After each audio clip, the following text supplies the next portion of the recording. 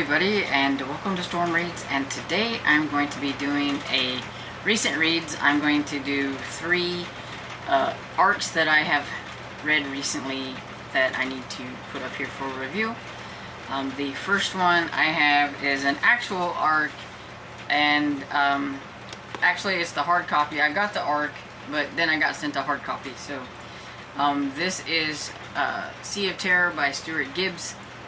And this is the third book in the Once Upon a Tim series.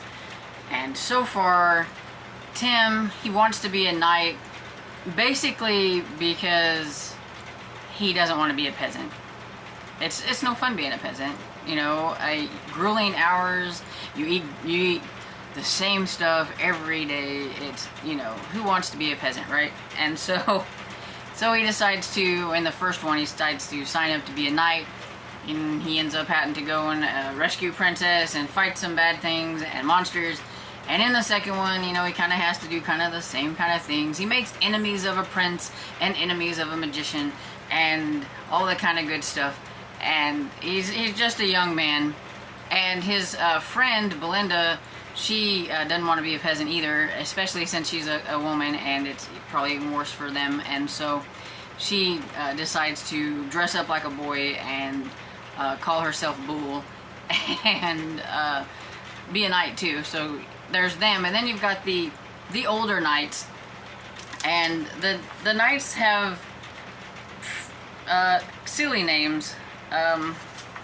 Okay, so here's the knights. It's got a lot of graphics and things like that, and so we have Circus, Surface, Circumference, Surveillance, and Surmount.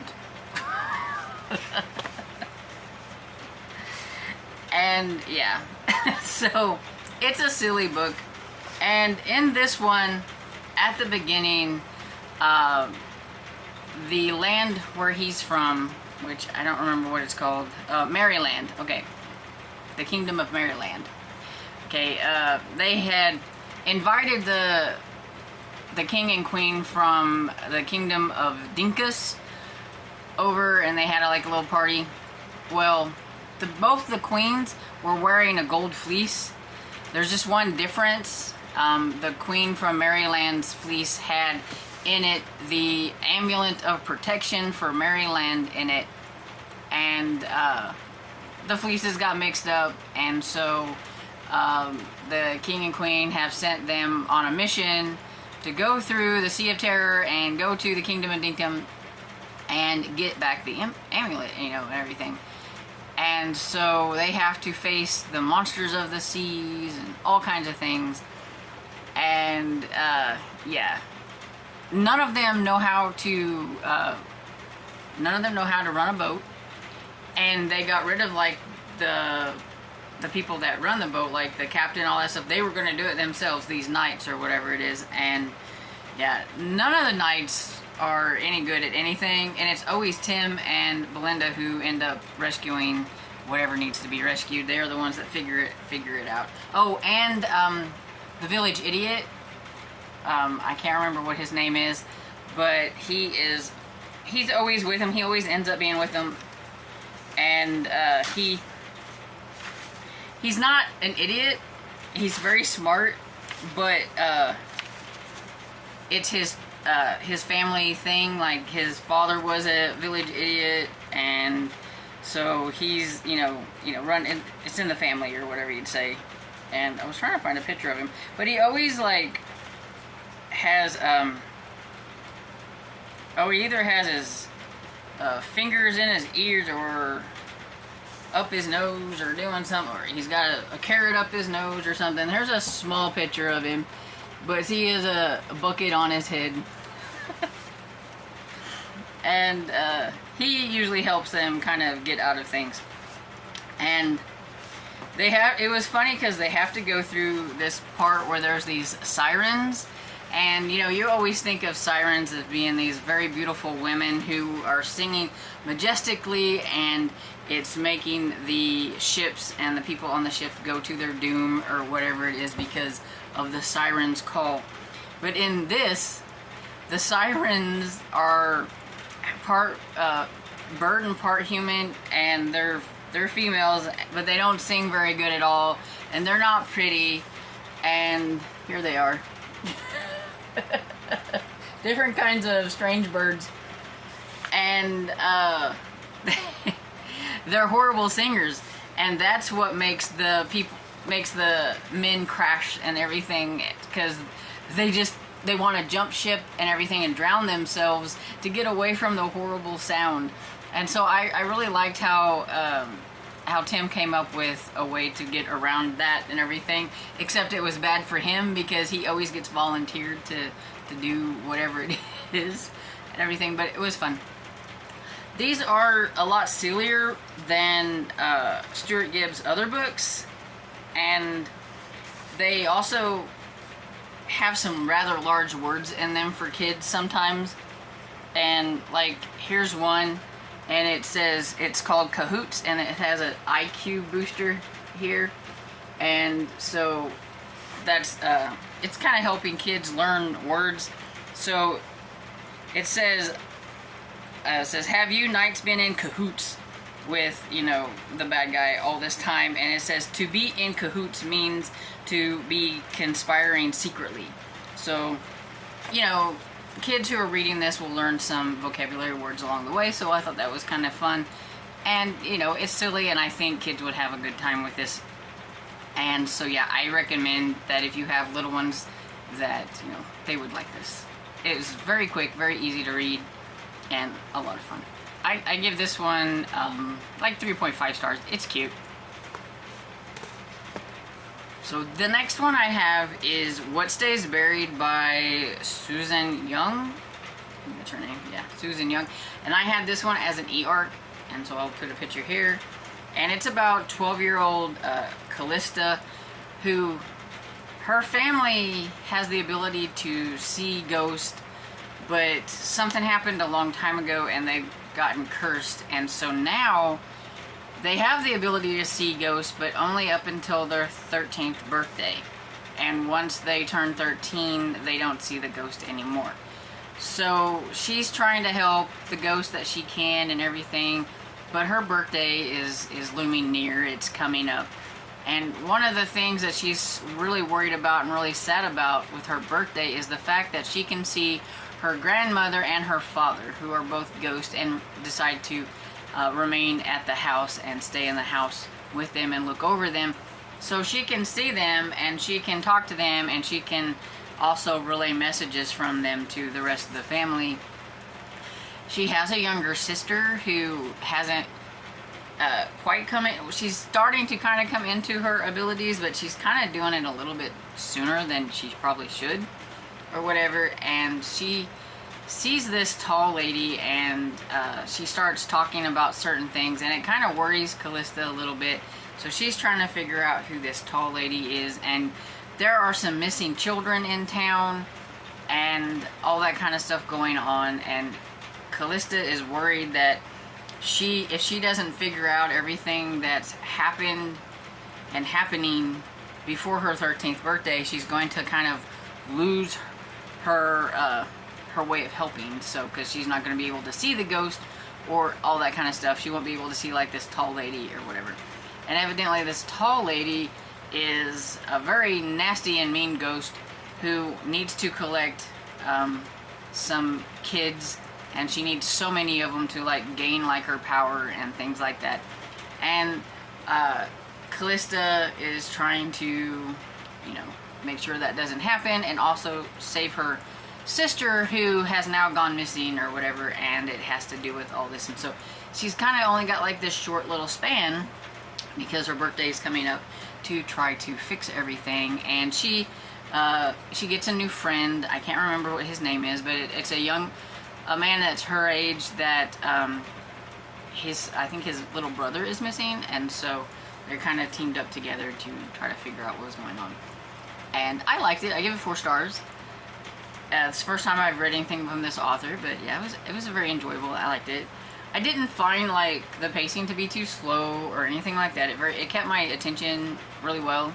And sometimes even middle grade books can be a little slow and not keep your attention very well. And so I thought this one did very good job of moving the storyline along so that you didn't get bogged down in anything, and you still got kind of the lore about the ghost and all that kind of stuff as well. So I liked it. And so the last one I have is Field of Screams by Wendy Paris, and this one is about paranormal enthusiast Rachel Graff, who is not very happy about being dragged to her uncle's house, an uncle that she doesn't really know, her aunt and uncle. They've got a little like 2-year-old, and yippee, that's what you want to do on your summer vacation, is to have to babysit 2-year-old that you don't even know, and to be in a house that you don't know. And it's the house that her father grew up in, and her father's passed on, and she's just really into ghosts. She wants to see a ghost really bad.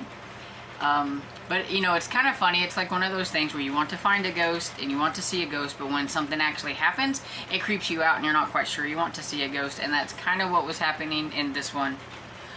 They're moving there just for the summer so her mom can work on her dissertation and everything kind of in the quiet and all that stuff. And her aunt is pregnant and just needs somebody to help her watch the little boy and everything like that. So while she's there, it's like she's just, you know, going to be so bored. Her friend, she won't be able to get in contact with her friend because her friend's going to camp, the camp that she was hoping to go to, and there's like a no phone rule there, so they're not going to be able, they have to do it old school, you know, and write notes and stuff like that.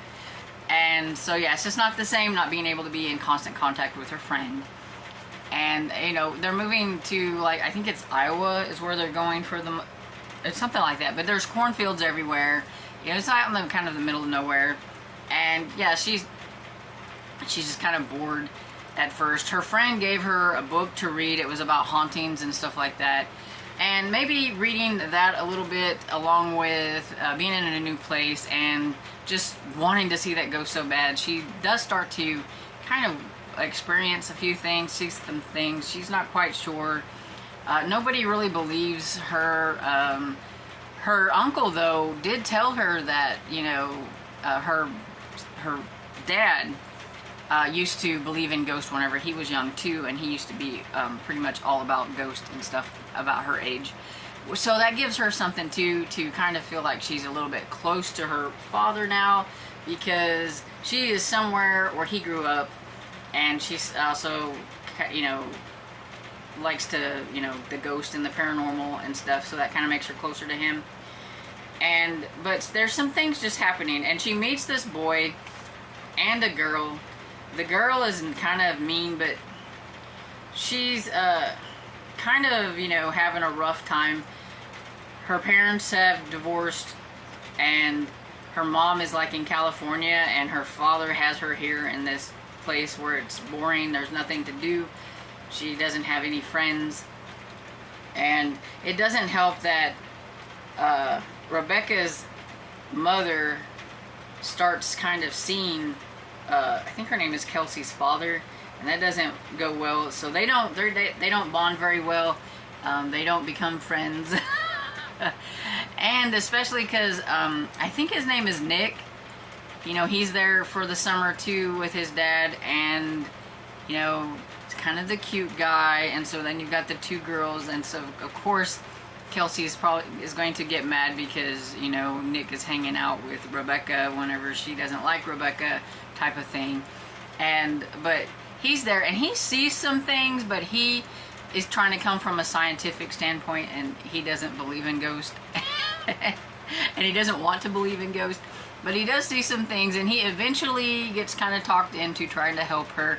There is this abandoned place. She finds some things. She thinks that this ghost is trying to, like, tell her some things or something. And it gets kind of scary at times, because there is, like, this actual moment where she does see a ghost, and it's coming at her with a hand around the ghost's neck and reaching out for, like, her. And so it scares her. So it's like she wanted to see a ghost until it happened, and now she now does she really want to see a ghost, because, you know, and stuff. And I thought it was okay. I'll probably give this one 3 stars. it was a little slow for me. I think if you like very atmospheric ghost stories, then you would like this one probably a little bit more than me, because it's very atmospheric in the way it's told and everything, where I like something that's a little bit more faster paced. And so I do think that if you like middle grade books and you like ghost stories and you don't mind like this kind of a slow build up to the end where all the stuff starts happening, you get the atmosphere, there's these storms, there's, you know, this strange cold air, there's these just weird things that are happening, that she's getting scared and stuff like that, that you would like it a little bit more than me. But saying it, I did like it. I mean, giving it 3 stars, which means I thought it was a decent book. It just wasn't, you know, 4-star material. It wasn't as fast paced as I would have liked it to have been. I would definitely try this author again and see what she has if she writes more middle grade. I haven't really checked into her. I don't even know if she writes a lot of middle grade or what she writes, but yeah, I did like it, and I do recommend it because I do think that there is an audience for it and that there will be people that would like to read this. And so yeah, those are the 3 books that I've recently gotten for review. So I forgot to mention like who I even got these books from, so I'm just going to do this little overview at the end of here, and I'm going to say I got this one from Simon & Schuster. I got What Stays Buried from HarperCollins, and I got Field of Screams from Delacorte Press. So I would like to thank all 3 of those authors for giving me these books for review. I had a lot of fun reading them, and if you have read any of these, please let me know what you thought about them down below in the comments. And if you like this video, please give it a thumbs up and subscribe, and I will see you all in the next video. Bye!